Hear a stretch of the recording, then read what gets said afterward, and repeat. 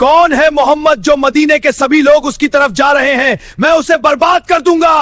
एक दिन Medina Munawwara में रात का वक्त था। शहर की गलियां खामोश हो चुकी थी।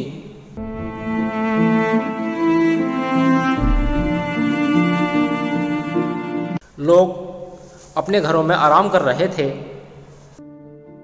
वाह, ये मस्जिद कितनी खूबसूरत दिख रही है रात में। वहाँ जाना है एक बार। जब जाएंगे? लेकिन मस्जिद नबी के करीब हुजूर सल्लल्लाहु ताला अलैहि वसल्लम के घर में एक अजीब सी उदासी छाई हुई थी।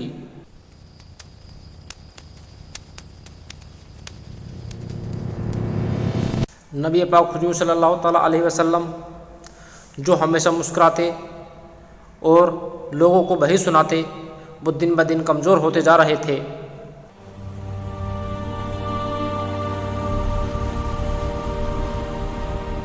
ये कमज़ोरी ऐसी थी, कोई वाजिब बीमारी नज़र नहीं आती थी। ये बीमारी ऐसी थी, न कोई बुखार था न कोई जख्म था, लेकिन फिर भी जिस्म को अजीब सी थकावट ने घेर लिया था। ये बीमारी ऐसी थी जो दिल और दिमाग के हर हिस्से को जकड़ रही थी। अब कुछ बातें ऐसी भी होने लगी थी जो हुजूर सल्लल्लाहु ताला अलैहि वसल्लम को कुछ बातें याद नहीं रहती थी, जो पहले कभी ऐसा नहीं हुआ था। जिस्म बीमार हो गया था, लेकिन दिल में एक गमगीनपन था। और सबसे बड़ी गम की बात ये थी, अब वही का सिलसिला भी रुक चुका था।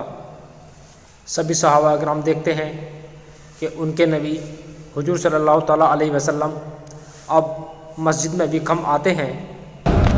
देखो, हमारा नबी अब मस्जिद की तरफ कम आते हैं।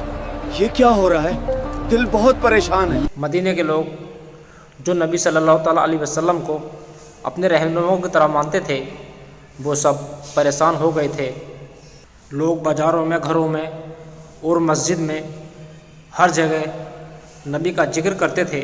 क्या कोई दुश्मन है जो ये सब कर रहा है? एक नाबीना शख्स काम कर रहा था, जिसकी आंखों से नज़र नहीं आता था, लेकिन उसकी खामोशियाँ दिल में खौफ और संदेह से पैदा कर रही थी। अल्लाह की मदद करीब थी। उस अंधेरे में एक रोशनी आने वाली थी, जो न कि हुजूर सल्लल्लाहु ताला अलैहि वसल्लम को शिफा देगी, बल्कि पूरी उम्मत के लिए हिफाजत का ज़रिया बनेगी। लबीद बिन एहसान मदीने में रहने वाला एक बहुत बड़ा यहूदी जादूगर था। मैं हूँ जादूगर, मेरे आगे कोई नहीं जीत सकता। मैं मोहम्मद को बर्बाद कर दूंगा। ये शख्स अल्लाह के नबी हुजूर सल्लल्लाहु ताला अलैहि वसल्लम की कामयाबी से बहुत जलता था। अगर ऐसा ही चलता रहा तो मोहम्मद एक दिन सबका प्यारा बन जाएगा। कुछ करना होगा। नबी हुजूर सल्लल्लाहु ताला अलैहि वसल्लम का पैगाम मदीने में तेज़ी से फैल रहा था। लोग इस्लाम की तरफ तेज़ी से आ रहे थे और मदीने में अमन और ईमान की रोशनी छा रही थी। लेकिन लबीद को यह हजम नहीं हो रहा था। उसका दिल नफ़रत की आग से भरा हुआ था। इसलिए उसने एक घिनौनी साजिश की। फिर उसने नबी हुजूर सल्लल्लाहु ताला अलैहि वसल्लम पे काला जादू किया, जो शैतान की मदद से किया जाता है। उसने नबी हुजूर सल्लल्लाहु ताला अलैहि वसल्लम की कंघी और कुछ बाल हासिल किए, जिसकी मदद से उसने नबी हुजूर सल्लल्लाहु ताला अलैहि वसल्लम पे काला जादू किया। फिर उसने काला जादू करके एक कुनबेन में छिपा दिया। ये कुनबेन मदीना के करीब था। यहाँ कोई नहीं जाता था।